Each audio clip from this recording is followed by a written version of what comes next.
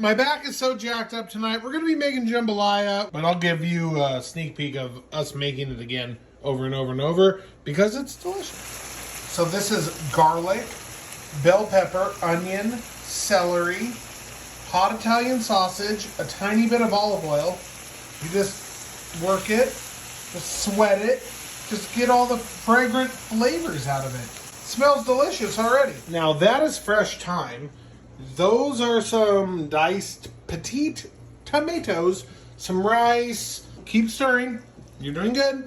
All right, we got to put more stuff in. We're doing good. All right. We're working. Listen, everything on the end grain cutting board is always okay. All right, take that cup of rice and put it in there. And put that 2 cups of chicken broth in there. And then look at all these seasonings that we're going to do. Look at this fresh thyme. And then we're going to build.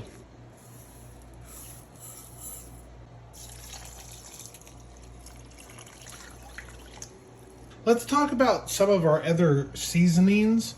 So this is Cajun, this is red pepper flake, this is cayenne, this is fresh thyme, this is bay leaves. We're gonna cover it with foil. We're gonna let it simmer 25 minutes. This is our little mix that we put.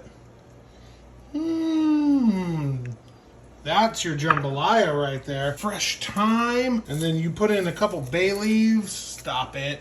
Put that in. You know, you have to pull those out at the end. You don't eat those. You got to pull those out at the end. Do a little, like a teaspoon of salt, a teaspoon of pepper, just to bring it all up to flavor. The smells. All we got to do is we got to add these shrimpies in like 10 or 15 minutes and then let it go another 10 minutes.